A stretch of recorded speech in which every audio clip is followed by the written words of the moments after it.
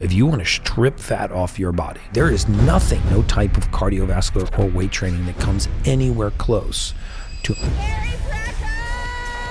He spent 20 years working in life insurance, predicting when people were going to die to the nearest month. And now he's on a mission to extend your life. Most people, they're walking around right now at about 55% of their true state of normal. There is an element missing from their body that would make the difference between them being an average person and being a superhuman. How? Everything that we put into our bodies gets converted into the usable form. If you cannot make this conversion, you have a deficiency. And it is this deficiency that leads to these conditions. They have accepted something as either a consequence of aging, stress, or their environment. That's not a consequence of any of those things. I'm going to tell you exactly how to find out what it is that's missing so you could thrive in a way that you probably never thought possible. Let's use Dana White as an example. So LabCorp calls us and says, hey, we have a life-threatening alert on a patient. He had all of these conditions. I've been talking to doctors. None of them could fix any of my problems. I said, I'm surprised you can even sleep through the night without choking, gagging. He's like, slammed his hand down. How did you know that? And I said, if you don't do what we're going to ask you to do, you have a life expectancy of 10.4 years. And in 10 weeks, he had such a material change. And he was like, I had no idea I could feel this good. And his life expectancy? Almost tripled. Someone who's just heard that at home, where do they start? So I just want to start this episode with a message of thanks. A thank you to everybody that tunes in to listen to this podcast.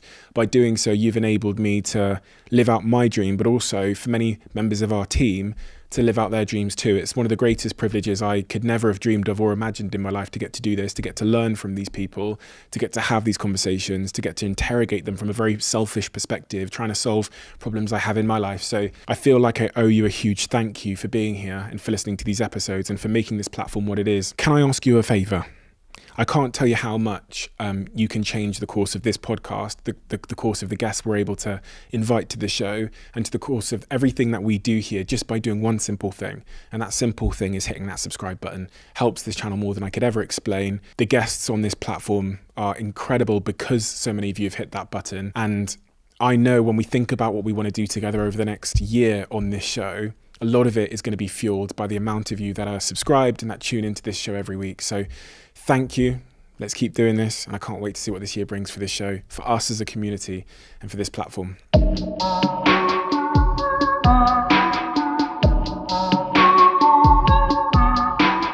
Gary. yes. This is the first time I've started this podcast in this particular way, but this is where I wanted to start it. It's with a slightly curious question, which is, there's people that have just clicked onto this podcast to listen now, right? Mm-hmm. YouTube, Spotify, Apple, wherever they're listening. Why should they stay and listen to the message that you have committed your life to spreading? Because everybody wants to be better, right? I mean, everybody wants to improve their health. And most people, especially young people, probably don't realize that they're walking around right now at about 55%, maybe 60% of their true state of normal. There is a nutrient, an amino acid, a substrate, a compound, an element missing from their body that, if they knew what it was, would make the difference between them being an average person and being a superhuman. They have accepted something as either a consequence of aging or a consequence of stress or a consequence of their environment. Something like brain fog or repeated poor sleep or weight gain or water retention, or not the healthiest response to exercise, or brain fog or poor short-term recall, or any number of things that they've accepted as consequence of life, of aging, of stress, or what have you. That's not a consequence of any of those things. It's a consequence of missing raw material. And I'm going to describe that in detail and tell you exactly how to put that raw material back into your body and how to find out what it is that's missing, so you could thrive in a way that you probably never thought possible. Who are you? I'm a human biologist and a researcher, biohacker. My background is in, of all things, mortality science. My undergraduate degrees were in biology. My postgraduate degrees are in human biology. I'm fascinated by the human body, its form, its function, how it can improve its performance. And I'm a researcher. I spent 22 years as a mortality expert in the insurance industry, which meant that if we got 5 years of demographic data on you and 5 years of medical records, we could tell the insurance company how long you had to live to the month. To the month. And I get a lot of flack about that. People say, oh, if you could predict death to the month, you'd win a Nobel Prize, or, only God can tell you when you're going to die. I mean, and that's very true. I mean, obviously, if we do a mortality prediction on it, it doesn't mean December 12th, 2065, you're going to drop dead on that day. But it is very accurate science. If you think of the most successful financial institutions on the planet as a category are insurance companies. If you look at the failures during the 2008, 2009 financial crisis, which was a global crisis, in the US, we had 364 banks fail. You didn't have a single life insurance company fail. No other financial institution, no other investment enterprise, hedge fund, angel investor, venture capital firm would ever put tens of millions of dollars at risk on any kind of investment on one single variable. Yet every time a life insurance company bets on your life, or issues an annuity or a reverse mortgage or any number of other financial services instruments that are based on mortality, they're only betting on one factor. They don't care where you are on a mortality curve. They want to know how many more months does this person have left on Earth. And it is some of the most accurate science on the planet. And they have perfected this.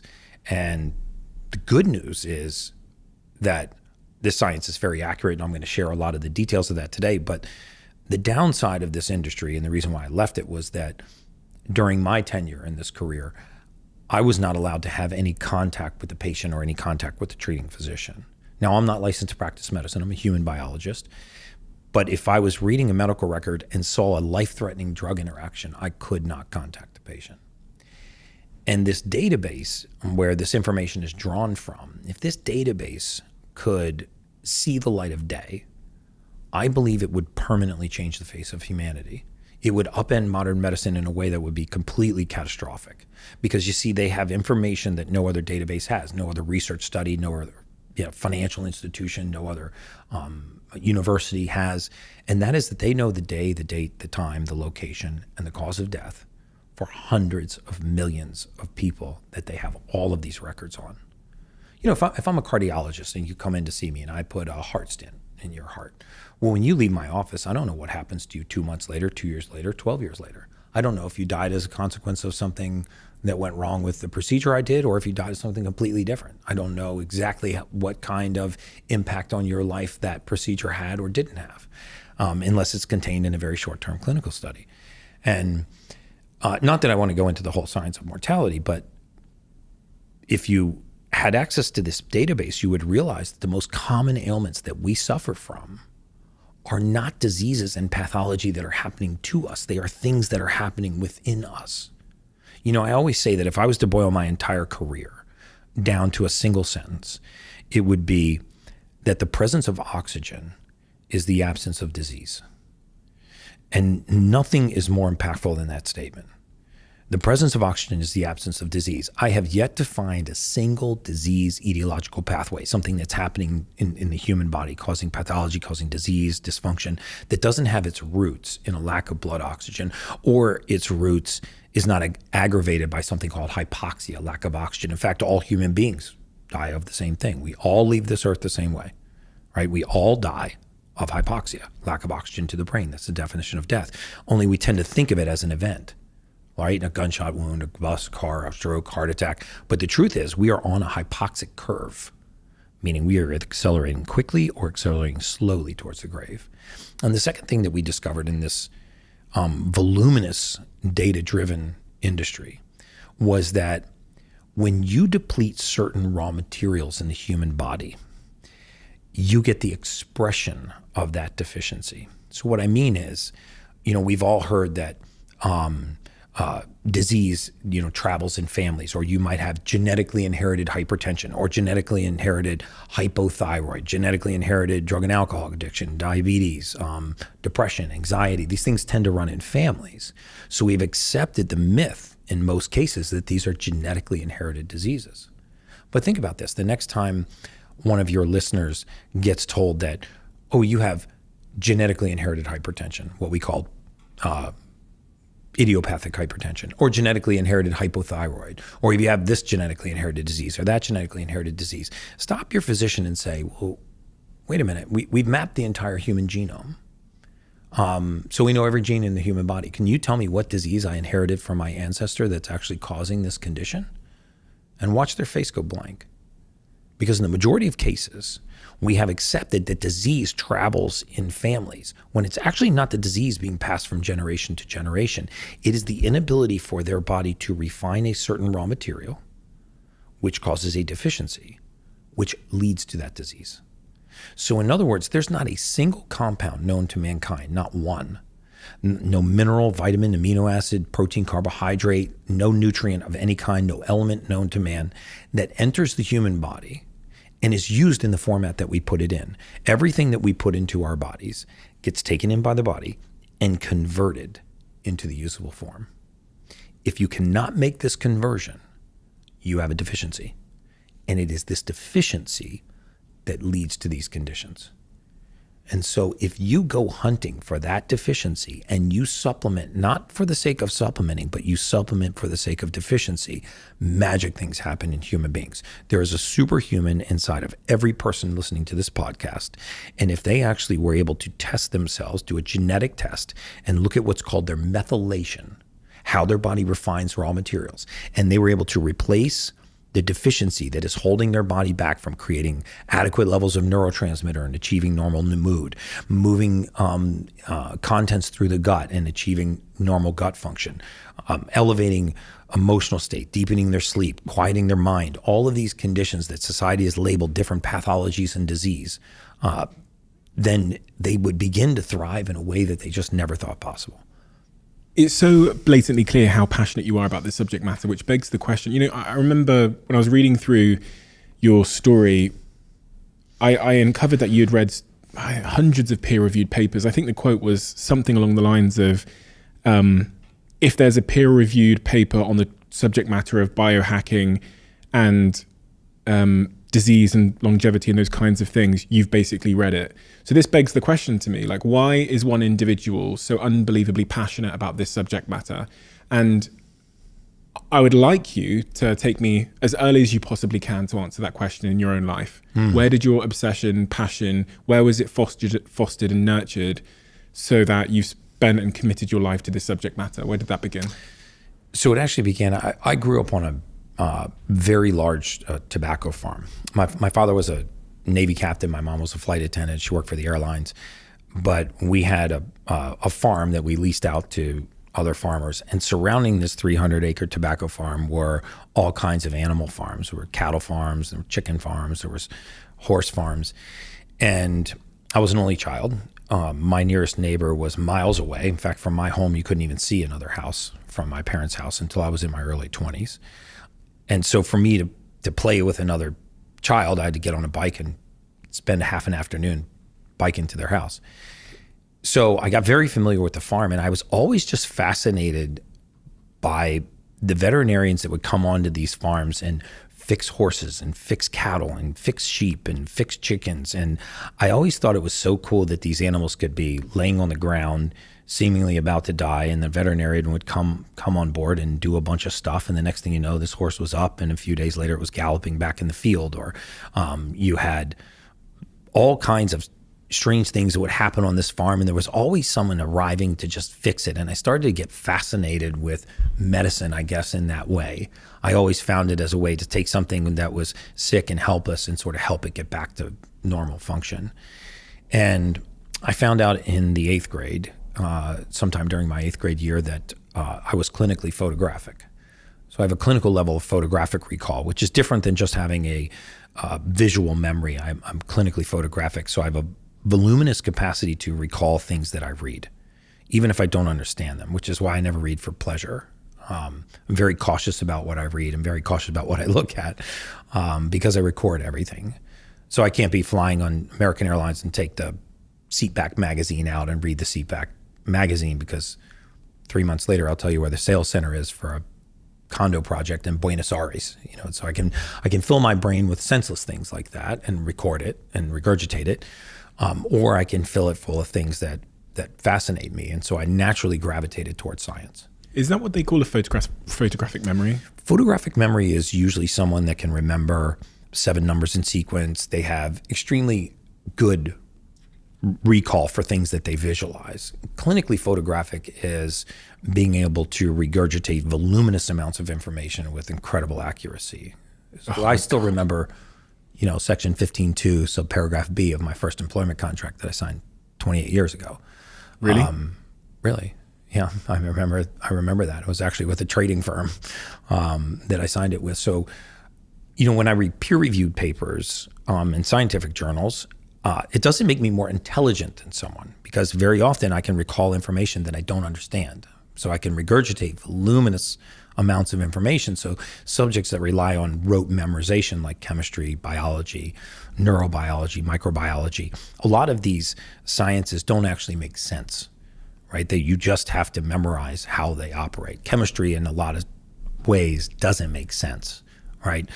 You just have to remember what happens when you put these two elements together. They create this. So, when you pull a carbon bond, or you double a carbon bond here, or hydrogen bond there, that the molecule shifts in this way.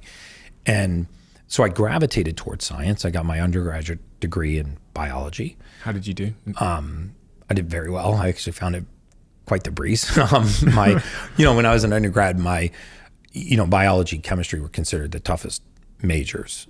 And I went to a branch campus, University of Maryland. A lot of my roommates were political science, not busting on political science majors at all, or philosophy or psychology. And they got to party all the time. And, I had really intense classes, morphology of phthalophytes and chemistry and biomechanics and science and a lot of plant biology courses and human biology courses. But I was able to have the same kind of social life that they were, because I would record a lecture, and then I would regurgitate the lecture when I needed it during a test. Is it a gift or a curse? Because with all things in life that appear to be gifts, there's often some kind of hidden curse. Well, the curse is that I rarely read for pleasure. It's very difficult to read for pleasure because I record all of that information. So when I'm going in to read a book, a lot of people read a book that they didn't really like, and it doesn't stay with them. Or they read a fiction novel that doesn't really give them any benefit. It's not doesn't feed them, but they do it to relax, or they do it for entertainment. For me, it would take up storage, right? I would record that information, so there's no need for me to have that information in my possession. I find other ways to relax and meditate and unwind, but reading for pleasure just not one of them. So I guess that could be a curse, but. Then I went to grad school for human biology. I went to another 4 years of school for human biology, so I had 8 years of science. And then I was either going to go into chiropractic or into orthopedic medicine. I really liked the idea of orthopedics because, again, an orthopedic surgeon was somebody that fixed people. And, an internist was somebody that just managed disease. They took a obese, hypertensive, diabetic patient, and they just kind of managed their case throughout their lifetime. But I felt like an orthopedic was somebody that, you came in and you had a broken leg, and they, fixed your broken leg, and you were back to normal. I like the idea of fixing things and kind of returning function back to people. And I took some time off, after I got my human biology degree, and I ended up going into a rare area of science, this mortality science, for life insurance and secondary life insurance, where you would take medical records and demographic data, and you would use this in what's called a probabilistic model to predict life expectancy. And I was fascinated by it because I love the big data nature of it. And for years, I actually subscribed to the fact that this was just data, and that I had no influence on this person's outcome. I didn't put them in this position, nor am I responsible for getting them out of this position. But eventually, I think as both my faith grew and my awareness of the fact that there were human beings on the other side of these spreadsheets, I finally made a conscious decision to say, what am I doing? I'm going to spend the rest of my life just predicting death for the monetary gain of an investor, versus taking this information and helping people live healthier, happier, longer, more fulfilling lives. Because by studying medical records, and I read 8 to 10 hours a day, 6 days a week, thousands and thousands and thousands of medical records, and extracted from those how it would impact somebody's outcome of their life, how it would impact the length of, or the the shortness of the duration of their life, their health span or their lifespan. And once you realize there's human beings on the other side of the spreadsheet, you start to feel like you're sitting behind a thick glass wall, just watching blind people walk into traffic. And towards the tail end, I used to artificially kind of manipulate the record. I would say, well, what if I artificially fixed this person's D3 deficiency? What if I cured the anemia? What if I actually noticed that they had a gene mutation called MTHFR, and instead of trying to fix them with folic acid, I fixed them with methylfolate, and you would just see the life expectancy jump. In the model? In the model. Yeah. Right? And this model was based on very large data. So it was very likely to have a real life impact. And when I say we predicted death to the month, it was based on that patient's current position. And it doesn't mean they couldn't walk out the next day and get hit by a bus or die in a commercial airline, disaster or something like that. But there were standard deviations that would account for those kinds of risks. What the insurance company wanted to quantify, or the annuity company or the reverse mortgage company wanted to quantify, was based on this person's, everything that we know about this person right now, the function of their liver, the slightly hypoxic anemic profile that they have, the deficiencies that they have in vitamin D3, the suppressed immune system, the elevated visceral fat, the body mass index, the bone mineral density. Based on all of these things, when do these things all meet and actually cause a catastrophic event? And there were things called mortality debits and comorbidity debits, and we put all these together, and I really liked the data of it. But realizing that there were human beings on the other side of the spreadsheet just woke me up, and I said, I have this chasm of knowledge. Even though I'm not a physician, I have a fundamental understanding of human physiology. I'm fascinated by human physiology and ways that we can improve lifespan and health span. And so why wouldn't I take this gift and get into an industry like wellness or functional medicine where I could actually make a difference, where instead of predicting death, we could extend life. And in doing so, help people live healthier, happier, longer lives, more fulfilling lives, get rid of a lot of the ailments that people suffer from. I mean, when you start to peel back the way that modern medicine defines a lot of conditions that we have, take depression or anxiety or ADD or ADHD, because a lot of your listeners are probably entrepreneurs. And a lot of entrepreneurs have very active minds, and they've been told they have attention deficit disorder, right? Or attention deficit hyperactivity disorder. Well, an attention deficit disorder is not an attention deficit at all. We misdefine these things. It's an attention overload disorder, because you see, in the human brain, we don't just create thought, we also dismantle thought. It is just as important for you to be able to create a new thought or feeling as it is to dismantle it, right? And if you don't degrade thought, called catecholamines, if you don't degrade them, then there's a gene that governs this, catechol-O-methyltransferase. If you create thought at a faster rate than you degrade thought, then the mind gets very clouded. And so attention deficit disorder is attention overload disorder. It's too many windows open at the same time. So modern medicine says, well, if the mind's racing, let's put an amphetamine into the body, race the central nervous system to match the pace of the mind. And this is a very poor choice, right? Because eventually this will burn you out. It can actually change the neuroplasticity of the brain. Rather than put the right amino acids back into the body, the right B-complex blend, the right methylated folates, so that the mind can actually begin to quiet. What would you say to someone that says that ADHD is also in some ways a result of some early trauma? Well, trauma is always fascinating to me. Trauma can trigger methylation. Trauma can interrupt the methylation cycle.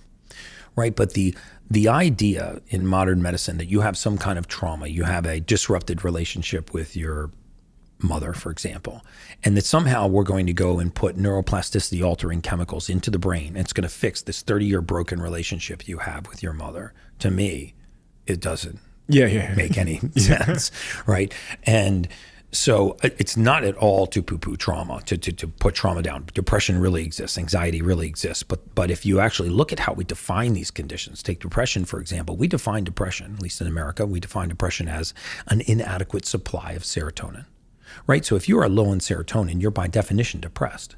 So then you would think that the solution would be to raise serotonin, right? If we define depression as low serotonin, you'd think that the solution would be to raise serotonin, but that's not what we do.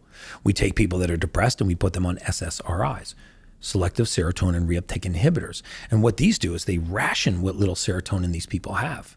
So by definition, it never raises serotonin.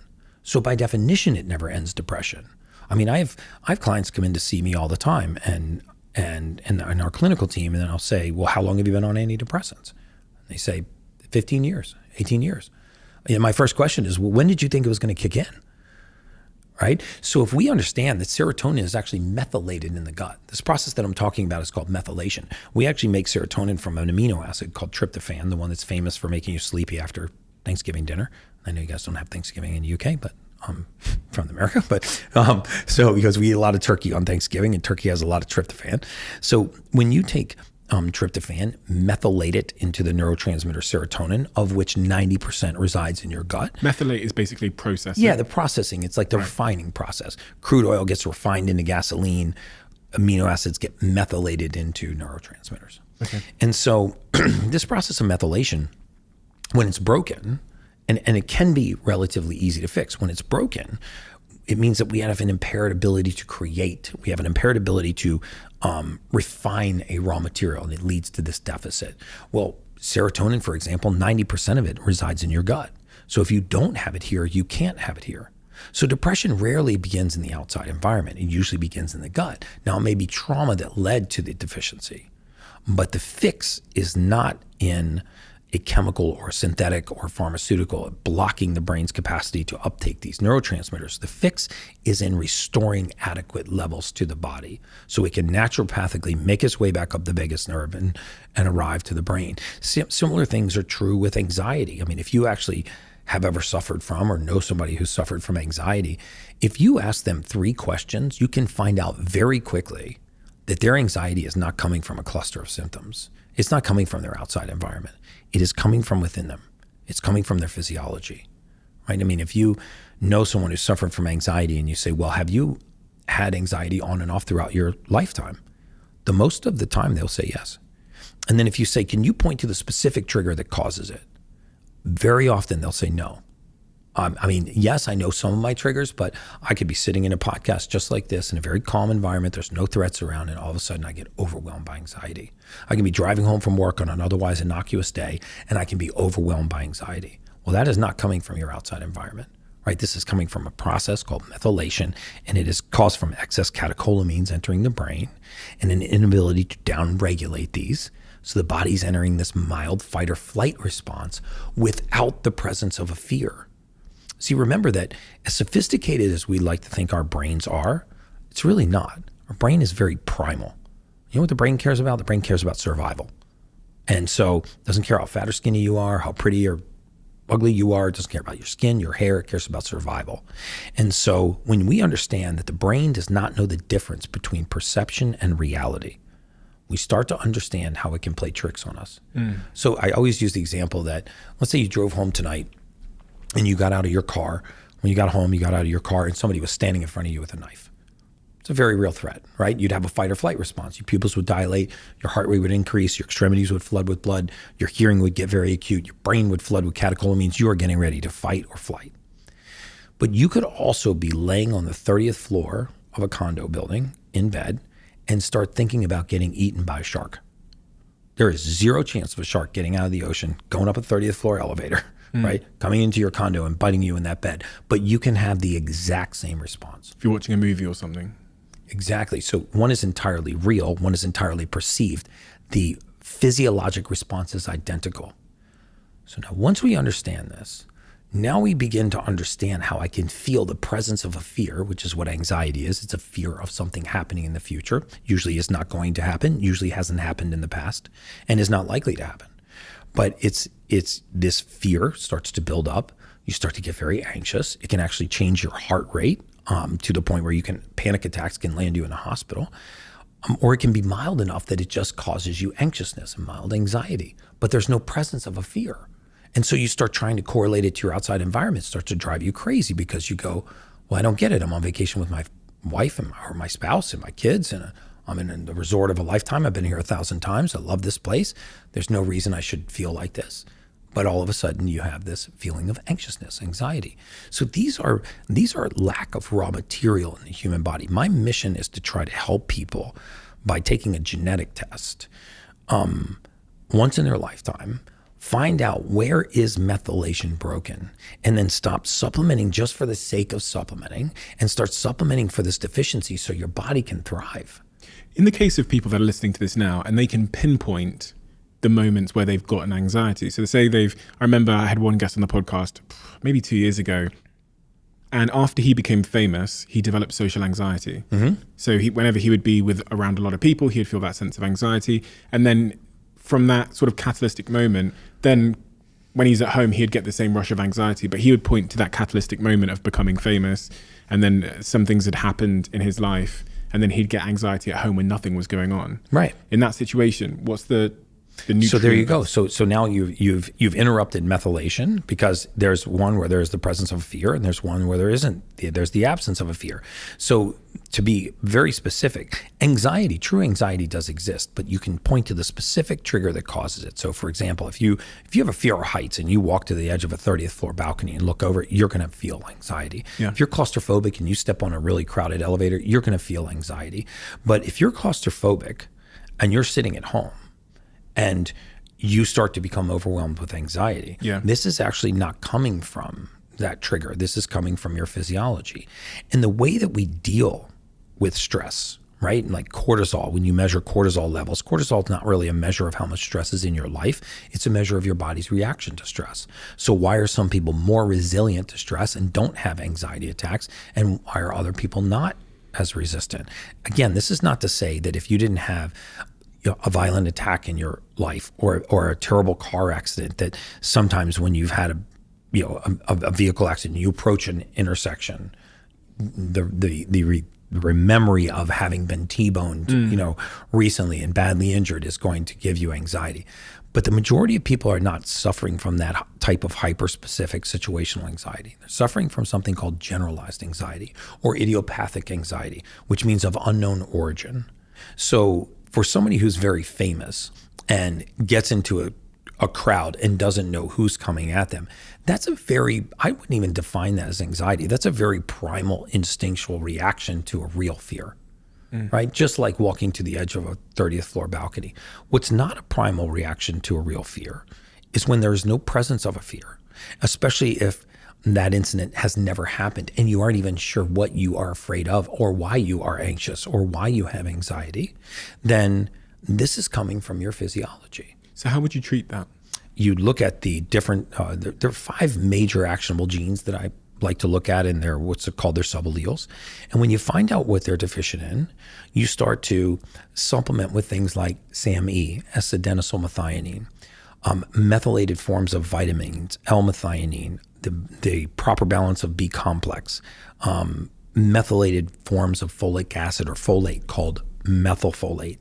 And what happens is now the body has the capacity to degrade these neurotransmitters that are causing this fight or flight. This group of neurotransmitters called catecholamines, and the anxiousness that follows. And you'll find that the majority of people that suffer from idiopathic anxiety or generalized anxiety, because of low serotonin, they also have gut issues.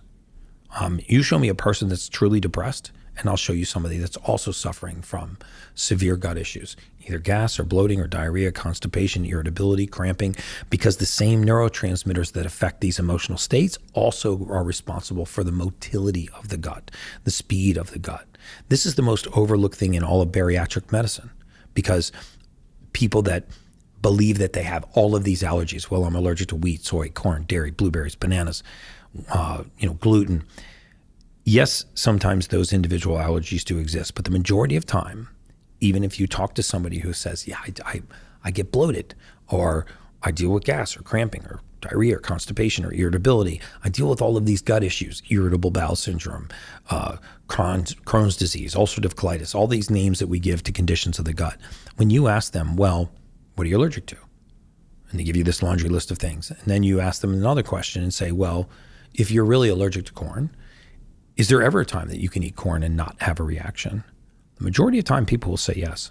Okay, well, right there, you know you don't have an allergy. Allergies are not transient. Allergies are consistent, right? You don't wake up Monday morning and being allergic to milk, and then you're unallergic on Wednesday afternoon and then re-allergic on Saturday morning.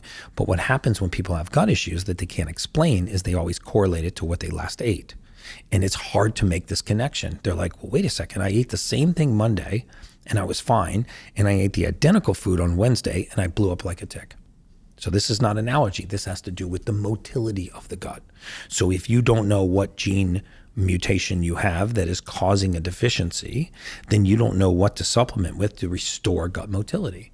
But once you do, the gut goes back to its normal pace. What's gut motility? It's the pace of the gut. So if you remember, Henry Ford was actually not made famous for the automobile. He was made famous for something called the assembly line.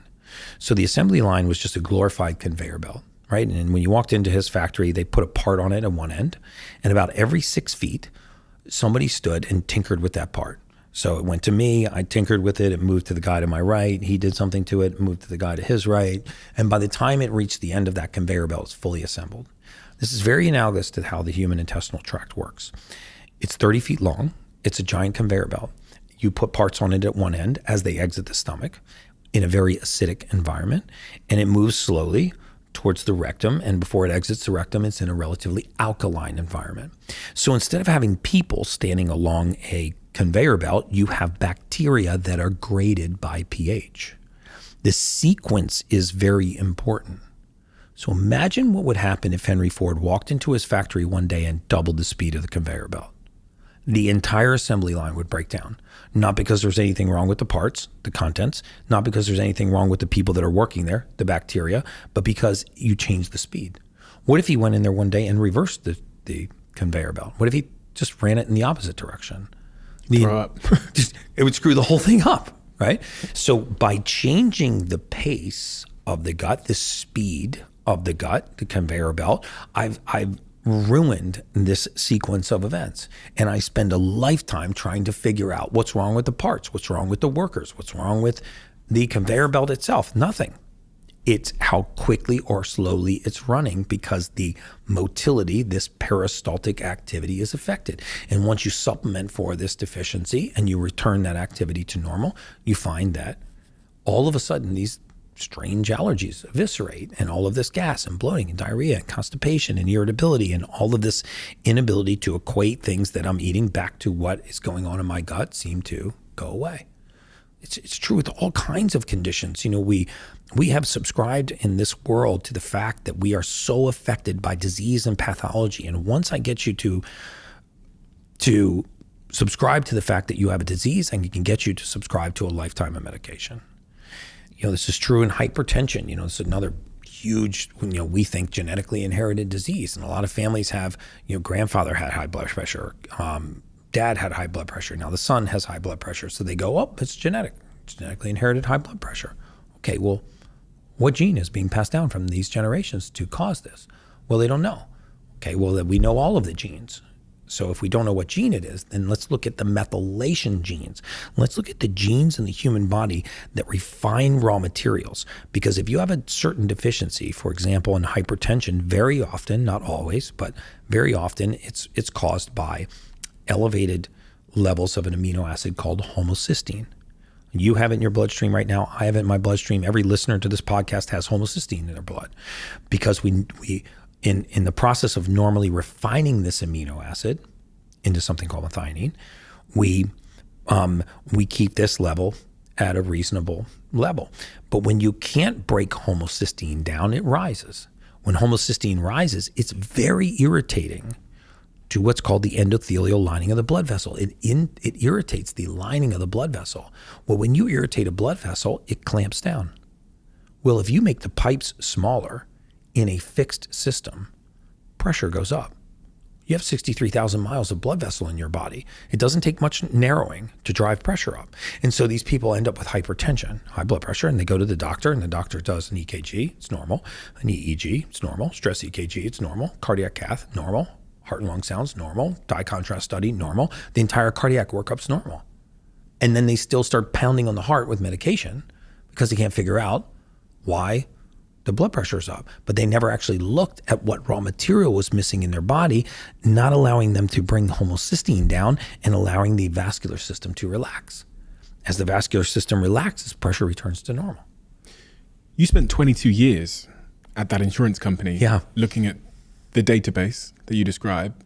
And And as you're saying there, much of the sort of medical profession, and I think most of society. And I don't want to attack the medical profession. I really, I'm in no place. I am a huge lover and believer in modern medicine. It's saved people very close to me. I mean, and trust me, if I hit a windshield at 20 miles an hour, I want a surgeon.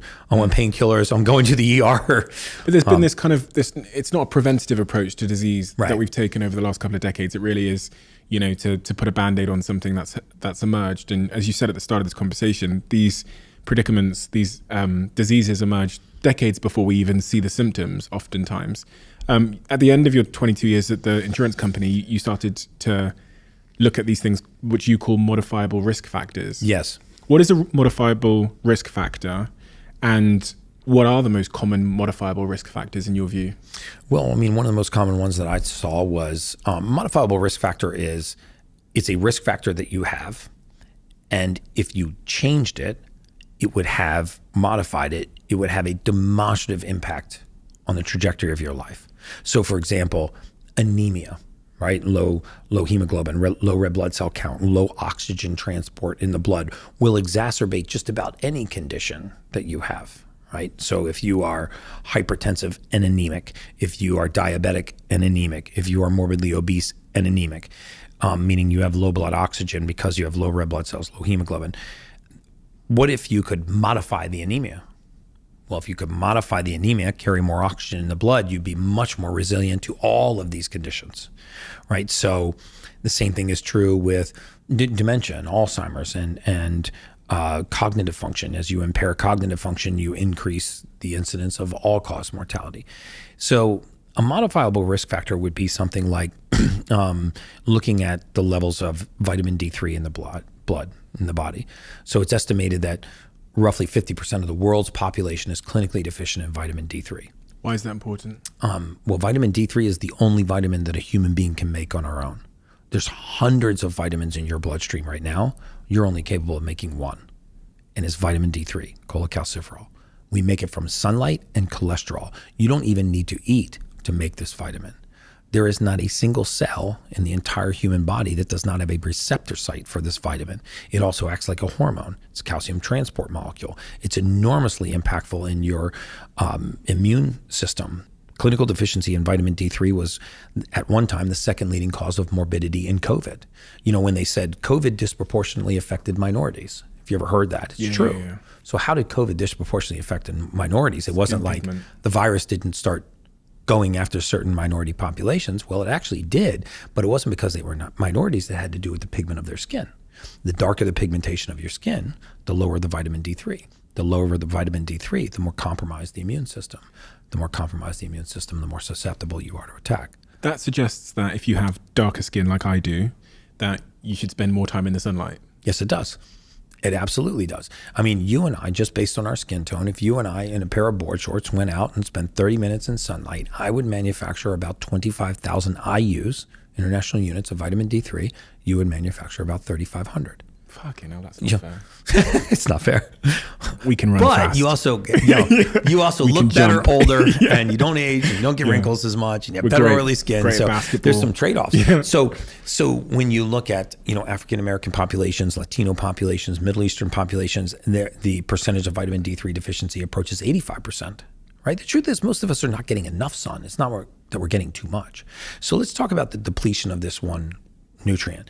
Can I just ask them before we move on to the depletion of that nutrient, because I want to understand why that is. My guess was that because people with darker skins have grown up in sunlight, correct, we spent more time in the sunlight, I'm guessing, which meant that we adjusted our production of vitamin D3 to suit the environment we lived in. Yeah, you actually have a better barrier, right? You are less susceptible to skin damage from sunlight than someone with lighter skin, right? And so if you actually look, because I used to be a population mortality expert, the longest life expectancies were centered right around the equator of the Earth.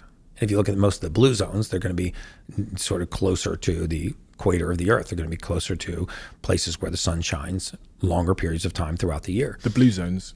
The blue zones are areas of the world where people live extraordinarily long life expectancies, right? Mediterranean diets. So the longest life expectancies are centered around the the equator.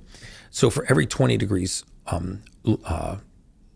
latitude, because this is longitude, every 20 degrees latitude, there's a precipitous drop in life expectancy until you get to the poles, where when I started in this industry, the shortest life expectancy on Earth existed. So when I was born in 1970, a true Eskimo had a 56-year life expectancy. 56 An Eskimo years. had 56. True Eskimo. So these are at the poles. Now, why? Because they would go months without seeing the sun. And when they did see the sun, they were layered up. So they had brittle bone disease, they had autoimmune disease, they had immunocompromised conditions, all kinds of conditions that go with severe depletion in vitamin D3. And so I would see this in the medical record all the time, right? I would see medical record after medical record. Patient has had a decade or longer of clinical deficiency in vitamin D3. Well, when you deplete this nutrient and you don't supplement for it, by the way, vitamin D3 is so easy to supplement for. Everybody should be taking vitamin D3 unless you're getting adequate sunlight. 5,000 IUs of D3 with 80 micrograms of K2. And you deplete this nutrient. Eventually, you will develop rheumatoid arthritis-like symptoms. Now, you don't have rheumatoid arthritis, but you have the same identical symptoms when you're depleted in vitamin D3. You start waking up sore and achy like you had a workout the night before when you haven't. The soles of your feet and your ankles are tender when you get out of bed in the morning to walk to the bathroom and take your first pee. Your knees and hips and ankles start to stiffen up. Then it goes to cross the shoulders, and eventually it's hard to make a really tight fist. Well, if you go to the wrong physician, family medicine practitioner, that's seeing a lot of high volume of patients, and you start to give them that description, they go, you know what? You got rheumatoid arthritis. I'm going to hit you with something called corticosteroids. I'm going to put you on some prednisone first, and then we're going to transition you to a corticosteroid like a methotrexate or one of these, and you're going to be fine. It's going to push this off into the future.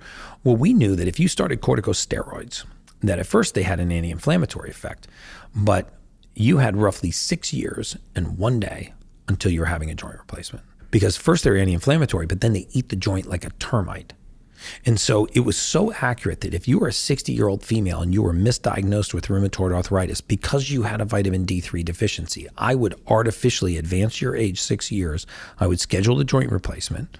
That wasn't required, by the way. I would schedule the joint replacement, and then I would begin to reduce what's called your ambulatory profile, how well you ambulate, how well you move.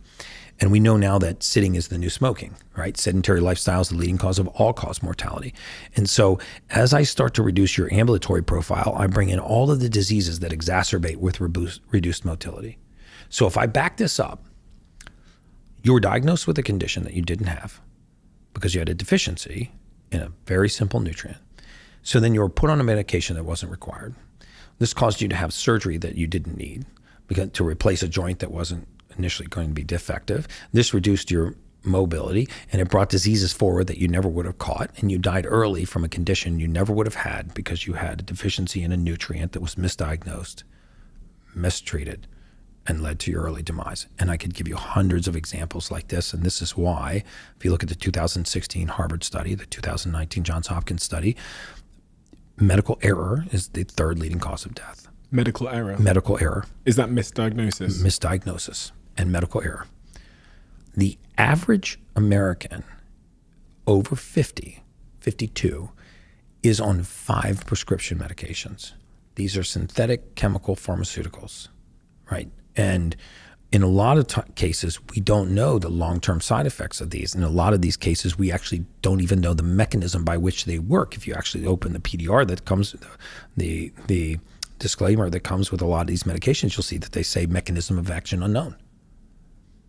Well, it's a sleep medication. How does it make me sleep? I don't know. It just makes you sleep, right? In fact, most people that are suffering from sleep issues are suffering from sleep issues not because they can't sleep, not because they're not tired, because their mind is keeping them awake, right? And if you have a gene mutation called COMT, catechol O-methyltransferase, then what happens to you is you lay down to go to sleep. And there's nothing more frustrating than one spouse having this gene mutation and one not. Oh right? my God, I think you're talking about me and my partner. I'm the one that I need some like sound or something to go to sleep because and she's just out like a light. There you go. See, and nothing's more frustrating because so annoying. I sometimes sleep in another room. Because okay, so the reason why you're not falling asleep is because when your environment quiets, your mind wakes up. And if you actually hone in on the kind of things you're thinking about, you're thinking about the most innocuous little nonsense, right? Yeah. I mean, it's like, did I get everything on my grocery list? Did my belt match my shoes today? Did I return that email? It's nothing that couldn't wait till the next day. Right? 100%. Yeah. And sometimes you can even catch yourself going, what am I doing? Thinking about the color of dishes I'm going to have if I threw a party, which I'm probably not going to throw. It's just like, how did I get down this rabbit hole, right? And this is because, you are not quieting the mind at the pace that you are exciting the mind. So in other words, when you lay down to go to sleep and your environment quiets, your mind starts to wake up. So you need to be distracted so that your mind doesn't continue to run. But if you just put the right amino acid balance, in fact, I would bet my career you have this gene mutation. I will pay for your test if you don't. It's $599. It's a cheek swab you do once in your lifetime, and it will tell you if you have this gene mutation, COMT. And if you do, I'll tell you exactly what supplement to take, and it will become a permanent thing of your past. What supplement should I take? Don't end your sentence there, Gary. So it's called L-methionine. Oh, I've heard and you of take L-methionine, you take methylfolate, and depending on where the gene break is and how severe it is, you may add something called SAMe, S-adenosylmethionine. And these sound like fancy names. They're just fancy names for vitamins and amino acids. All of these are in your bloodstream right now. So when you look at the sequence of breaks that somebody has, then you can tell them exactly what supplement to take. When they take this supplement, their body's no longer deficient. Right? Deficiencies over time express themselves as all kinds of things. There's a lot of people that can't reach elevated emotional states for any prolonged period of time. This is because mood and emotional states are recipes, just like a chef bakes a recipe. But if you went to a bakery chef and you said, you can bake whatever you want, you just can't use butter. Okay, it doesn't sound like a big deal. It's just one ingredient, but think of the number of cookies, pastries, pies, brownies, that it would affect. It would affect so many different recipes just by removing one ingredient.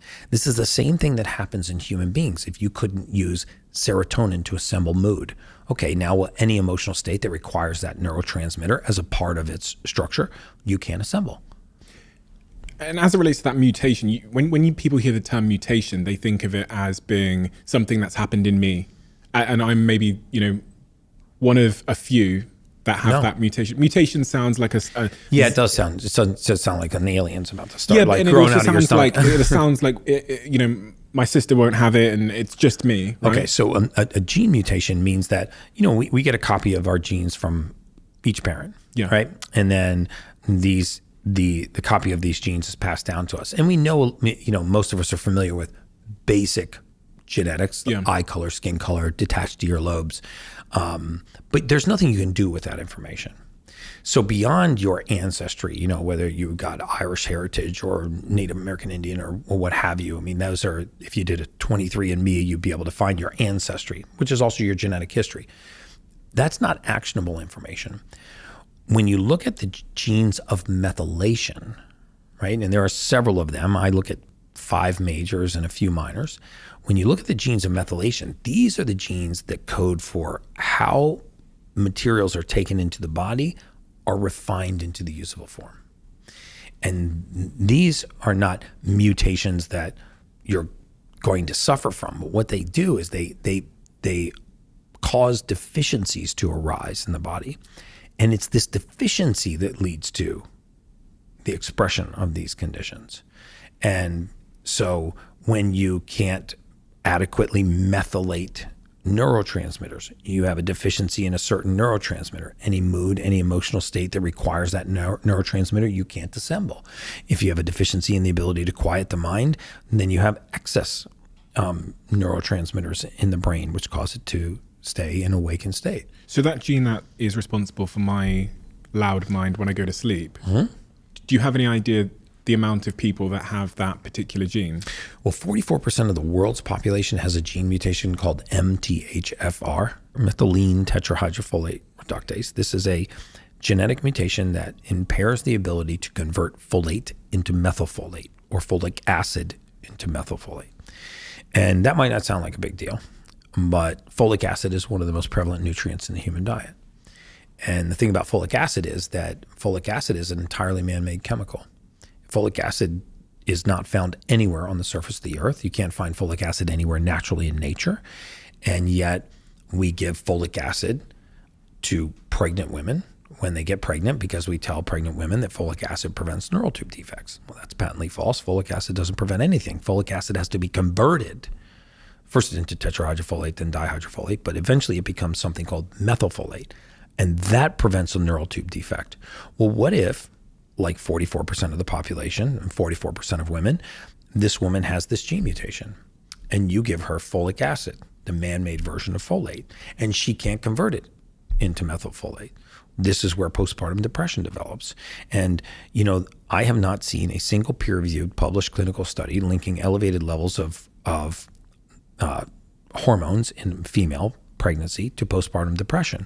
But if you give a woman that can't methylate folic acid 1,400% of the daily allowance of folic acid, and she can't break it down, then she goes nuts. And then eventually the pregnancy ends, the depression goes away, and so she blames it on the pregnancy, not on the vitamin. And, you know, we do this over and over and over again. You know, we have in the modern industrial world, we try to synthesize what occurs naturally in nature in a laboratory. You know, there's 3 types of B12, right? Adenosylcobalamin, hydroxycobalamin, methylcobalamin. These forms of B12 occur naturally in nature. There's one that we make synthetically in a laboratory. It's called cyanocobalamin. We make it from hydrogen cyanide. It is useless in the human body. The human body actually has to take it and convert it into the active form of B12 called hydroxycobalamin. And so a lot of times the supplements that we're taking us are causing more harm than good. And we're taking them because a doctor said, well, I'm pregnant. My OBGYN told me to take this synthetic chemical called folic acid, which it's always beyond me why anyone would think that something that we make in a laboratory that's entirely synthetic, that isn't natural, that isn't found anywhere on the surface of the earth could ever be required for optimal health. I mean, just on its surface, that sounds strange to me. But, you know, yet we do, and we don't understand this process of methylation. So once you understand where your genetic mutations are, where the genetic inability to refine raw materials is, you can go about targeted supplementing for that deficiency. So you would recommend people take a genetic test to find out these answers, right? I'd recommend everyone take that test once in their lifetime. You know, I'm in the camp that as humans, we're not broken. Like I totally agree with you. Do you know what I mean? Yes. And so whenever there's something going on in my body, or, you know, a way that I am or a habit I have that I'm like, oh, why do I do that? I'm always trying to figure out the sort of, I guess, the ancestral reason why that might have helped me to survive or what's going on. So when I hear mutation, it sounds a little bit like broken to me. Yeah. So I shouldn't use we use the term mutation, but basically, you know, in our ancestry, right, we pass on our entire genetic code, which a lot of that is hair color, eye color, skin color, you know, our heritage. But we also pass on how our body refines certain raw materials. And it's not to say that it's good or bad or broken or fixed, but there are certain families and human beings that have an inability to refine certain raw materials. And if we could be aware of this, it is astounding what happens to human beings when you just give their body the raw material to do its job. You know, lots of people that have attention deficit disorder, have trouble sleeping, are also have trouble with prioritization. They just don't know it. They'll say things like, I work really well under pressure, right? Most entrepreneurs say, I work really well under pressure. Do you say that? Oh my God. Okay. So I only work when there is pressure. Okay. So I was that kid in school that would only do the test when, you know, there was an hour left to go, or, you know, the homework or whatever. Yeah, so many entrepreneurs are that way. And when you say you work really well under pressure, physiologically what you're saying is, I lack the ability to set priorities internally. So I use external pressure to set my priorities. And why is that? It's because when you don't have the right methylated nutrients in the body, you lend equal weight to every thought that comes into your mind, right? So you could be working on, you know, the joint venture business closing of a lifetime, right? And you got the contract and you have 45 minutes to get it back to your lawyer. You know, the deal's permanently going to go away. This is a life-changing deal. You've waited for this your entire life. It's a very meaningful event. You're working your way through this legal document and you look over at your phone and there's an Instagram message. And you're like, oh, that's my neighbor's cousin's kid fishing in a lake. I wonder if he catches a fish. So you start looking at it and you're like, so you still casting. Oh, we didn't catch it that time. Now, meanwhile, this has gone from 45 minutes to 35 minutes. And now it's down to 25 minutes. And all of a sudden you go, oh, crap, you turn the phone off, which didn't mean anything anyway. And you focus all of your attention, and because you're very intelligent and you execute and you can hyper focus on this and you worm your way through it. And 1 minute before the deadline, you hit the send button, the lawyer gets it, the deal goes through, and you go, I work really well under pressure. What's that called? That process you described there is, many people describe that as procrastination. Mm-hmm. It's procrastination, but it's procrastination because you give equal weight to all of these different variants that come into your field. So you actually give equal priority to very disequal events. But also, sometimes if I'm looking at that contract, the contract clause is a little bit difficult. And my attempt to maybe escape discomfort would be, I'll just go do the dishes. Mm-hmm.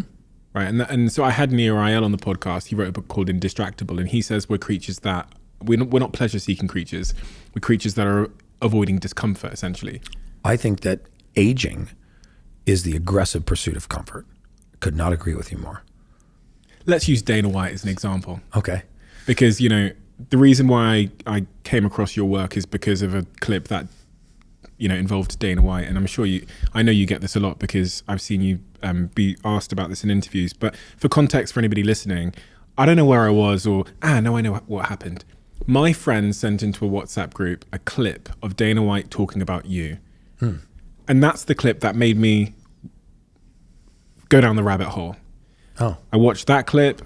I then did some research. I then watched a series of videos of you online talking about health. And I watched you asking audience members to stand up and name the health issue they were suffering. And you on the spot told them what was missing from their life, their diet, whatever it might have been. You kind of diagnosed them in a way of, and then I reached out to you on Instagram, and that's why you're here. But if we go back to the start of that, it was that story that Dana White told that had me so compelled to reach out to you. For anybody that doesn't know, and there will be some people that don't know, Dana White is the president of the UFC, mm-hmm. which is the big fighting tournament where everybody kicks each other's heads in. So what's your take on the Dana White story?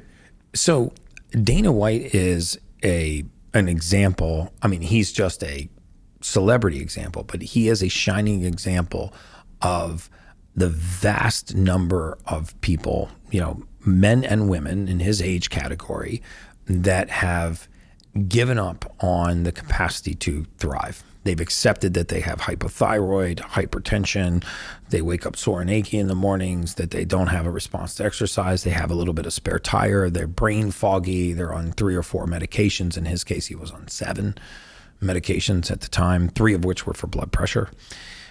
He was on, I think a thyroid medication. He was also on, he's been very public about this, by the way. And again, I have to say, I'm not licensed to practice medicine. So it was my clinical team that came up with the diagnosis, and I communicated it to Dana. I do train physicians to read blood work and genetic testing, but I can't practice medicine. But the point is that when I met Dana, all he wanted to do was for me to predict his life expectancy. And I hadn't done that in almost 7 years. I left that industry for a reason. I don't do it anymore. The test that I do does not predict life expectancy. The genetic test and the blood work that I do will not tell you how long you're going to live. I have no interest in predicting death anymore. I only have an interest in extending life.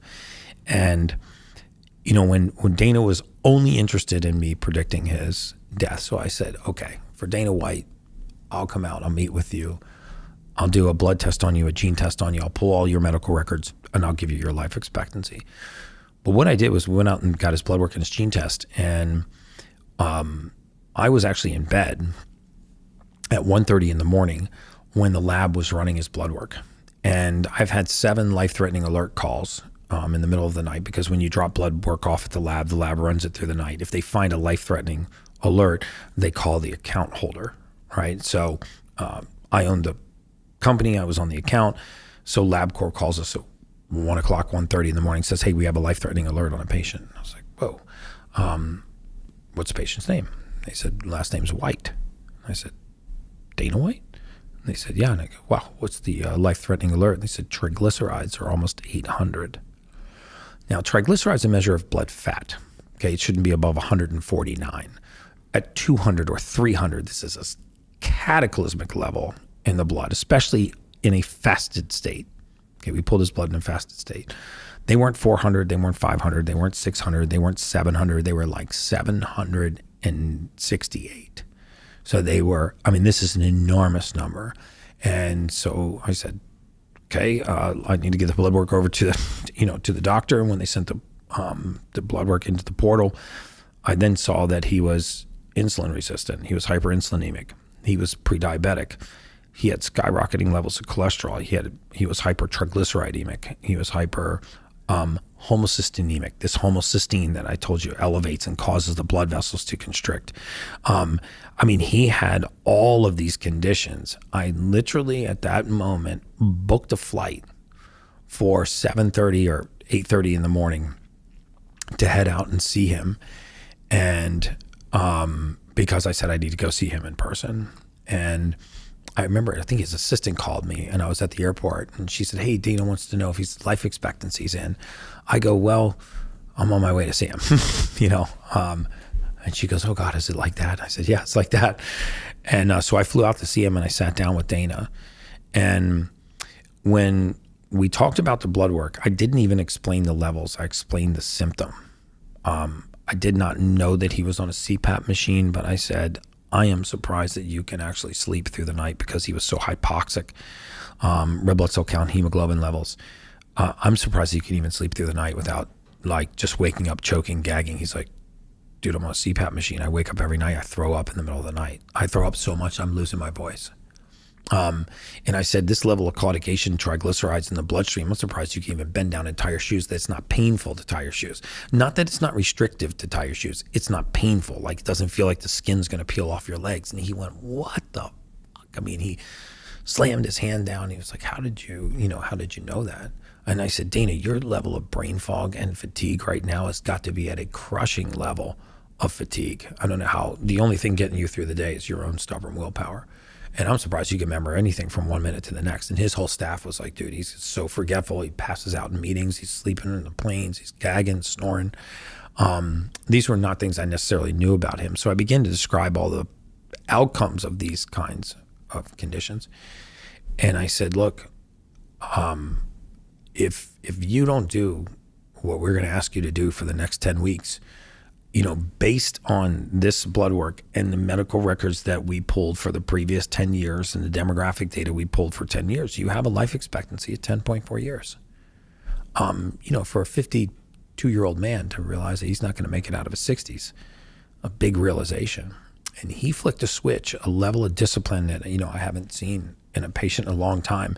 He goes, dude, I'll do whatever you tell me to do. So we wrote a prescription ketogenic diet. I'm a fan of the keto diet. I don't think everybody needs to be on the keto diet, but by prescription ketogenic diet, we wrote a keto diet right down to the grocery list, keto reset diet. And I said, if it's not on here, you can't eat it, Dana. This is your grocery list. You go to the store, you buy this, you send your chef to the store to buy this, you make this. If it's not this recipe, if it's not on here, you literally can't eat it. Your only leeway is water and the supplements.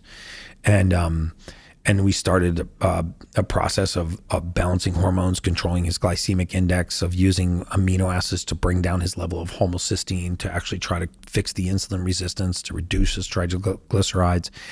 And in 10 weeks, he had such a material change in his blood work. I forget how much weight he had lost. I think he had lost almost 28 or 30 pounds at that time. Yeah. He's over 40 pounds now. By the end of the 5th month, he was completely off of every prescription medication he was on. He's down 44 pounds. He lost he's no longer using the CPAP machine. He no longer is pre-diabetic. He no longer has insulin resistance. He no longer has life-threatening levels of triglyceride. In fact, they're normal. His kidney function improved. His liver function improved. His immune system strengthened. He feels like a 35-year-old man again. His skin tone all improved. His blood pressure returned to normal. He's not on any blood pressure medication. So his blood pressure returned to normal, and he was like, dude, I had no idea I could feel this good. I feel freaking amazing. And his life expectancy? Almost tripled. Almost tripled? Almost tripled. Just under 30 years. When I heard the story about Dana White, and I saw he had gone from respectfully being a man that had a little bit of weight to having this these 6-pack abs on Instagram. Of course, the 6-pack isn't the outcome. It's, as you've said, it's the stuff going on inside him. Right. That's really the transformation. It left me with the question, like, okay, I heard the keto bit, but what can someone who's just heard that at home, where do they start with extending their life by triple and getting the... So, he also started something called the Superhuman Protocol. And Superhuman Protocol is using magnetism, oxygen, and light, right? So the only things that we really get from Mother Nature, the big benefit we get from Mother Nature is we get magnetism from the earth, we get oxygen from the air, we get light from the sun. The truth is, most of us are not contacting the surface of the earth that much anymore. So he bought $150,000 worth of equipment, a PMF mat, an oxygen, what's called a Hypermax oxygen to do exercise with oxygen therapy, and a red light therapy bed. And I had him use that equipment every single day, 7 days a week. But if your listeners want to do it for free, you can take off your shoes and contact the surface of the earth. And I'm talking about bare feet on soil, dirt, grass, sand. Because earthing and grounding is a very real thing. We actually discharge into the earth. Human beings build up a charge. Do you know that pH, the acid alkaline scale, pH stands for potential hydrogen? It's a charge. It's a complete fallacy that you can get alkaline by drinking alkaline water. That's the biggest marketing myth ever sold to the public. But you can get alkaline by contacting the surface of the earth. So if you don't have 150 grand, which I don't expect anybody listening to this podcast to spend 150 grand, but he did. I said, you need a PMF mat so that you can be alkaline. You need to spend 10 minutes a day breathing 95% O2 under mild exercise, and you need to lay in a red light therapy bed. So in the absence of the Superhuman Protocol, you can become superhuman by contacting the earth and by learning to do breath work.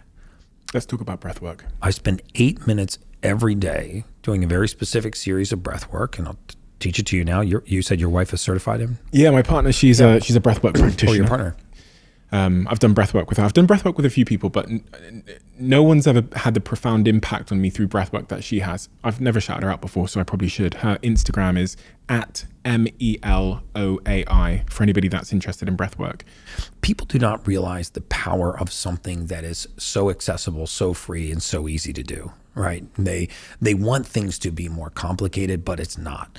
And when I said the presence of oxygen is the absence of disease, it's absolutely true. Remember that every elevated emotional state that a human being can experience actually has in its molecular structure, oxygen is a component of that emotion. So if you look at the difference between passion, elation, joy, arousal, libido, and anger, for example, it's usually only one neurotransmitter and the presence of oxygen. The reason why no human being has ever woken up laughing is because you don't have the oxidative state to experience laughter right out of deep sleep. But can you wake up angry? Yes, because anger doesn't require oxygen. So every morning, contact the surface of the earth and then spend 8 minutes I do a Wim Hof style breath work. I give credit where credit's due. He's the father of breath work as far as I'm concerned. So I do 3 rounds of 30 deep breaths, like obnoxiously deep breaths. And I start by trying to take my belly button and pull my belly button out towards the wall. Imagine there's a string pulling your belly button towards the wall, and then you fill from the lobes of the lung to the apex of the lung, and then you exhale and just relax.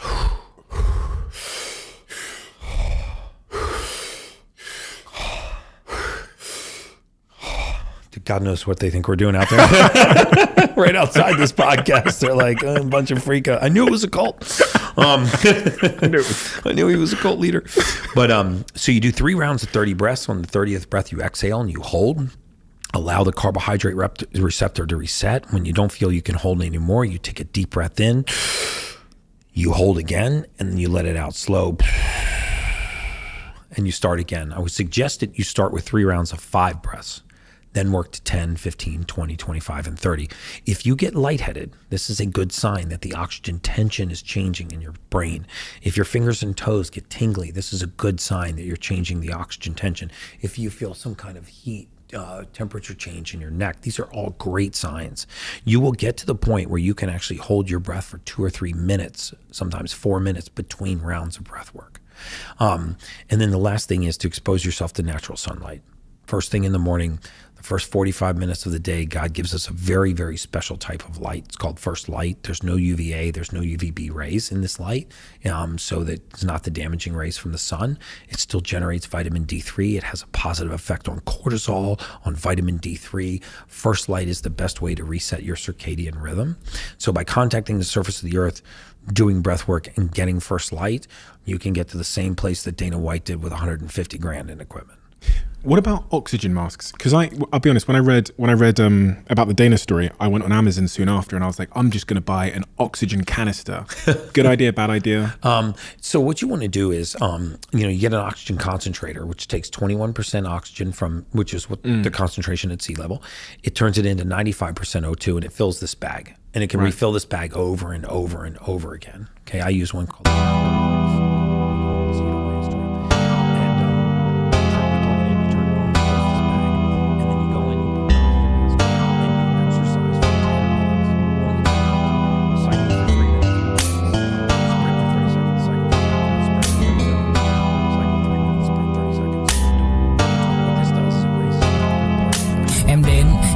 Cách em đi qua cái khoảng lãng mạn như thi ca khiến anh chẳng nhớ được gì cả, chỉ chút vừa vã anh ghi và anh không biết được là đôi mình còn gần bên nhau bao lâu nữa. Nhiều lúc anh nghĩ hay thôi mình có lẽ là đừng yêu nhau nữa, vì cãi vã nhiều quá anh mệt lắm, chia tay nhiều quá anh mệt lắm, tất cả ở em đều mệt lắm. Nhưng rồi thời gian cũng hết năm, em thì vẫn ở đó, vẫn nắm chặt tay, vẫn kể môi sát môi. Anh thì vẫn như vậy, vẫn nghệ sĩ nghèo chỉ có lời hát thôi. Em à, người ta mất nhau trong 2 tuần và ta xa nhau cũng 2 lần. Anh không có phải thằng cậu, cũng biết trái tim đâu đó đã phai dần. Phải cần một sự liều lĩnh để thấy mình còn luyến thương nữa không. Mình sống với nhau như vợ chồng, nhưng tình thế này thì chưa giống. Bài nhạc anh viết vẫn chưa xong, liệu rằng ngày đó có.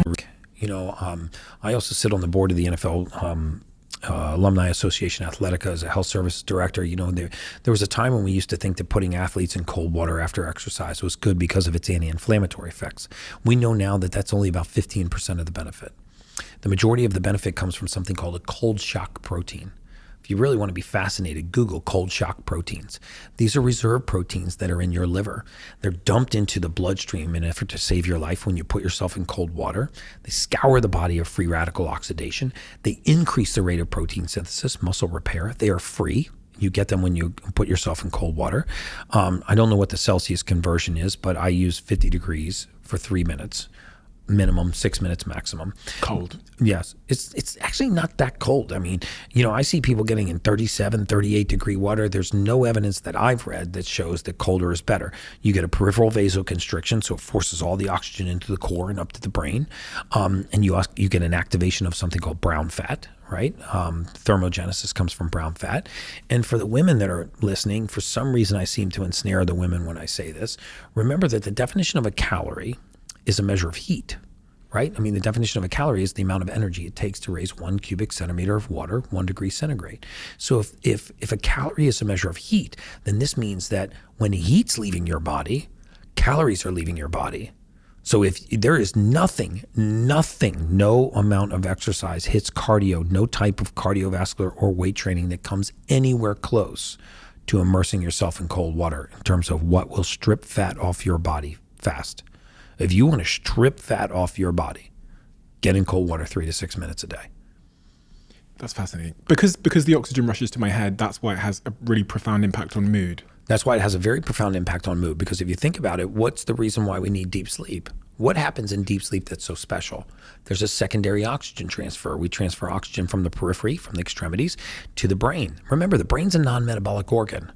So in other words, it's unlike a muscle. If I pick up a weight and start to work out my muscle, my arm, my body will send more blood, more amino acids, more oxygen to that muscle because it's working.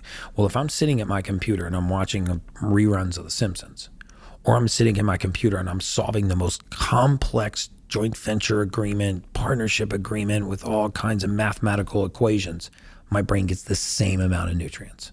Same amount of blood flow, same amount of oxygen. So it eats the same meal, whether or not it's in a dead sprint or whether or not it's just chilling on the couch, except in deep sleep and when you're in cold water, because it's forcing the oxygen up to the brain. You said earlier about comfort.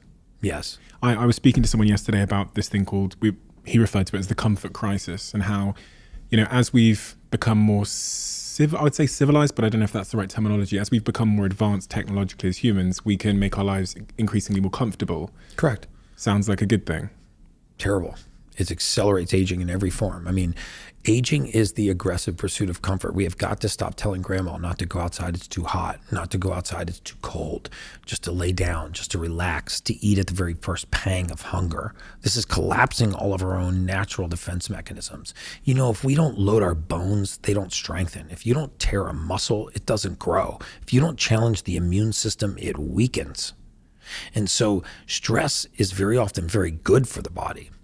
Thermal stress. Dẫu không cách nào mang nắng về đêm đông, cũng không hái được sao trên trời kia đem xuống, nhưng sau này có thể đưa em giữ hộ tiền lương, sau này có thể làm việc nhà nếu em lười. Nhân gian thường nói không tồn tại thiên đường, chắc do họ chưa từng nhìn thấy lúc em cười. Ấm áp tỏa sáng tựa vầng thái dương kéo anh chuyển động tinh tiến ở xung quanh hoài ngày. Hạnh phúc nhất mà anh âm thầm mãi ước, ngày ta đứng trước linh mục và cùng sánh vai lại. Thêm lần nữa tuyên bố nhẹ, em về khuyên bố mẹ kén rể đi anh đến tuyển ngay. Dù ít tin tưởng vào duyên số, nhưng nếu em cho số đảm bảo mình nên duyên đấy. Từ khi gặp em Google hết tác dụng, bởi em là tất cả những gì anh cần tìm, giống một kho báu để ngăn người khác đụng tới. Đối đầu thế giới anh cũng sẵn sàng cân tím, ghét phải lặng im coi em như cô bạn. Nỗi nhớ đong đầy bao giờ mới khô cạn, khoảnh khắc bên nhau thời gian như ngừng trôi, vì em sở hữu sự hấp dẫn vô hạn. Yêu đơn phương cảm giác khó đọc tên, mọi thứ mù mịt giống như đứng trước bão. Mãi hy vọng chờ đợi ngóng trông đến ngày nụ hôn đó sẽ một lần được trao. Hương thơm ngọt ngào vương trên mái tóc em, gây nghiện cực mạnh anh ngày đêm ước ao. Quỳnh là loài hoa đẹp nhất trong bóng đêm, cuộc đời này u tối đang cần em bước vào. Đưa cho anh cái bản đồ vì anh sắp lạc bên trong đôi mắt kia. Hãy đưa cho anh cuốn từ điển vì cảm xúc này anh không thể cắt nghĩa. Chuẩn bị đưa anh. Nothing. Doesn't shift your mood. And if we don't learn to control our emotional state, we will never control our future. You know, MIT did an incredible clinical study that showed that the amygdala of the brain, which is where we experience emotion, is the sole gateway to an area of the brain called the hippocampus, which is where we hold our memories. So just imagine that the emotional center of the brain is the sole gateway to the memory of the brain. This is why if you've ever had an argument with your spouse, you can always recall with incredible accuracy every other time they've made you feel this way. You know, you did this on September 21st. You did this when we were on the boat with my boys. You did this at, our Christmas holiday party 4 Christmases ago, because that emotion is linked to that memory. So you can recall that memory very accurately. Well, our memory, our hippocampus, is what projects into the prefrontal cortex. It determines our future. It's our conscience. So this means if emotion is the only gateway to memory, and memory projects to our conscience, which is our future, this means that your current emotional state determines your future. That's a biophysiologic fact. So like, for example, if you had an argument with your spouse on the way to work and you get out of the car and you slam the door and you walk into the office, when you break the plane of the door of that office, the only memories you can recall about the office at that moment are negative. You're going to walk through the door of the office. You're going to be like, they don't respect me around here. I'm going to have a stern talking to management today. You know, my office better not, nobody better be at my desk. And you know what? Mary better not run into me today because she doesn't respect me. You can just start going through all the negative things about the office. The office didn't do anything to you. So how do I you prevent changed that? You learn to control your emotion. How? Well, first you start by putting the right nutrients into the body that allows you to achieve elevated emotional states. Mm-hmm. And you learn to do things like when you feel like you are beginning to lose control of your emotional state, you actually break that cycle. I usually do it with breath work. Mm-hmm. First it begins by having the right raw materials, but this is just taking you back to the cold plunge. If you can start your day in an elevated emotional state, if anybody listening to this has ever really done a cold plunge, tell me if you were ever in a bad mood getting out of a cold plunge. Just try to be in a bad mood getting out of a cold plunge. They say if you want to cure depression, push somebody in cold water, and it's so true. You're in such an elevated emotional state. You're like, wow. Now you go cruising into the day and get a little negative, Instagram message, and your, spouse calls you and tells you she forgot what you wanted to get at the grocery store, and you get to work and you got a little problem at the office. These things roll off your back instead of shifting your state, which now shifts your memory, which now changes the trajectory of your prefrontal cortex, which affects your future. I do a lot of traveling, Gary. I travel all over the world all the time. Oh, this is one of my favorites. Yeah, you travel a lot? Tons. You've got a bit of a system for traveling, because when I travel, I feel like shit. Oh, I feel amazing when I travel.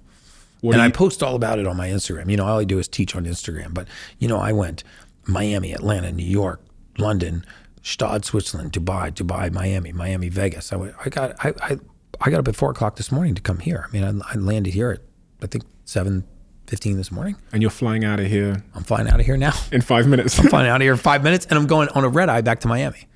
And you feel good when you travel, and I feel like shit. What do you think we're doing differently, if you were to guess? Okay, so there's 3 things that you can do when you travel. And first and foremost, and I don't know why. Khi say anh thường hãy nhắc về em, mong khỏa lấp những u tối, khoảnh khắc về đêm nghe lại bài ca ngày xưa cũ. Ta hát về nhau nhớ những giấc mơ ta từng ước, to tát về sau và đó là khi mà anh dần lụy là không làm chủ chính mình. Thấy không gian trở nên tồi tệ, mọi thứ bao phủ chính mình. Em đâu còn như điều anh mơ, anh cũng tự nhủ chính mình. Nhưng mà thôi em, nào ai giỏi mà đủ tính tình, chẳng thể vươn tới được cảnh cao dù anh có nhã ý trèo. Trong cơn say mọi thứ cuồng quay, anh trở thành gã chí phèo. Yêu chân thành là không thay lòng dù em có như thị nở. Ý anh là em như cô tấm, nhìn em như thị nở. Đêm vắng nàng ngón tay sáng vàng vì đốt cả bao thuốc lá. Căn phòng chung ký xưa nồng ấm, bây giờ sao bút giá. Một thói xấu mà anh đã quen khi em không ở bên lâu. Anh thường ngồi trong một góc tối nhậu suốt cả đêm thâu. Em mang con tim anh đi đâu, khiến anh mù quáng vẫn cô sáng mỗi khi đau. Em mang con tim anh đi đâu, điều gì choáng váng để xứng đáng ướt mi nhau. Em mang con tim anh đi đâu, khiến anh mù. What the heck are you doing? We're having steak and eggs and a champagne. It's 3:30 in the morning, right? Your circadian rhythm is screwed up. So shift your sleeping window and preserve that sleeping window in your new time zone and do not eat during those times. So in other words, in London, that would be 6 a.m. to noon. So between 6 a.m. and noon, I'm not going to eat. I'll have coffee or I'll have water or fluids, but I will not start to eat until noon. For how long do I preserve that window? Well, depending on how long you're going to be there, usually if you're there a week or less, preserve your sleeping window the entire week that you're there. When you're there for more than 7 to 10 days, then you need to really adjust to that time zone. What happens physiologically if I don't? If you don't, you will irrevocably mess up your circadian rhythm. I mean, sleep. Just imagine it. So let's say you lived in New York and you didn't travel. You go to bed at 10 and you wake up at 6 a.m. Try for 3 nights setting an alarm for 3:30 in the morning. Get up, eat a big breakfast at 3:30 and try to go back to bed. And watch what happens to your sleep cycle, right? You'll destroy it. So we preserve our sleeping window. The other thing is I fast on domestic flights. I don't care what time or where I'm going. If I fly anywhere in the continental United States, I fast on airplanes. So I allow myself, water, I hydrate, and I have black coffee. On international flights, I just came back from Dubai. It was 16 hours. I ate on that plane. And then for flights that are more than an hour, every hour on the hour, I get up out of my seat. I don't care how weird it looks. I go to the back of the plane. I do 25 air squats. I go either into the bathroom or in the back of the plane. I do 25 deep breaths. On a 10-hour flight, I'll do 250 deep breaths and 250 air squats over the course of a 10-hour flight. You feel amazing. And then I eat fats and proteins on flights. Carbohydrates at altitude are terrible for you, and it's usually where all the salt hides. Remember that there are essential fatty acids, meaning they're essential for life. There's 2 of them. If you don't get these fatty acids, you'll die. There's 9 essential amino acids. They're proteins. They're essential for life. If you don't get these 9 essential amino acids, you'll die. There is no such thing as an essential carbohydrate. Why are carbs so bad in the air?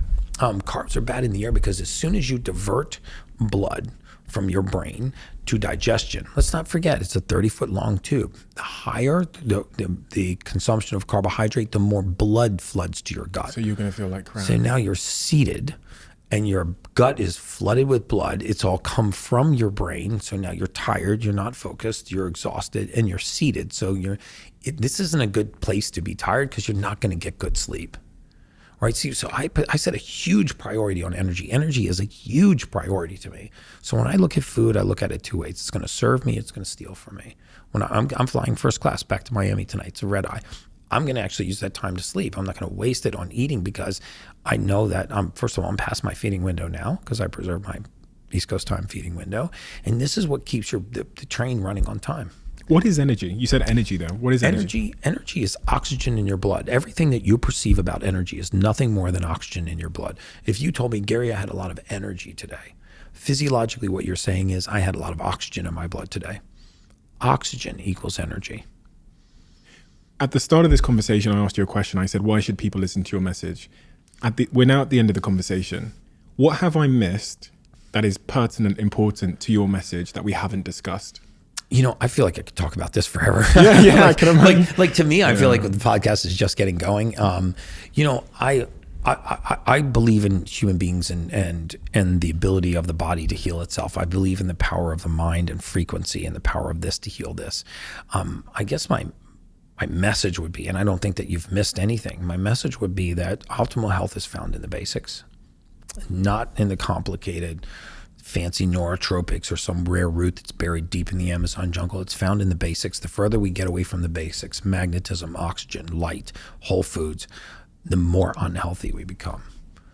And, my message, what I try to teach on Instagram and what the message that I get to the world is, not that you need a lot of fancy equipment. Sure, if you can afford it, you can have it. But if you get back to the basics with Mother Nature and back to the basics with, our foods, a good rule of thumb is if your great grandmother wouldn't recognize it, don't eat it.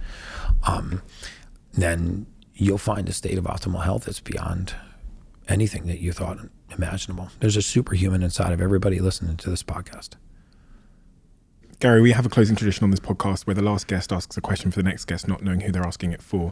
The question that's been left for you is, what is the unobvious thing that you struggle with? What is the unobvious thing that I struggle with? I believe that I'm so committed to my craft and I'm so committed to being authentic that I struggle sometimes, like everyone else, when I have an extra burden of guilt whenever I want to just have any kind of marginal enjoyment, right? Like if I just want to have a cocktail or I want to eat some birthday cake, which I know is not going to hurt me and it's not, it's not going to throw me off, but I really struggle with that. I feel like I'm letting the whole world down when I do that. And I know that it's not, and it's ridiculous, and you shouldn't be that. Being that disciplined actually is is not sustainable over a long period of time. I think that, like a lot of people listening to this podcast, I'm very hard on myself. I'm my own worst enemy sometimes, and I have an insatiable appetite to do what I'm doing. And I think that if I just wasn't so hard on myself, I probably would find it a lot easier.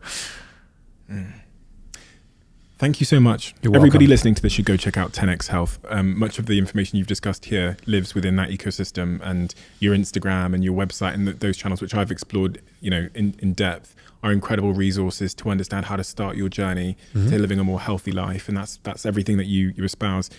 You're incredible, Gary. Thank you so much. Thank you so much. It's very, very rare that I find someone online, I then DM them, and I nagged you on DM for a couple of months to get you here. But I think everybody listening to this can understand why.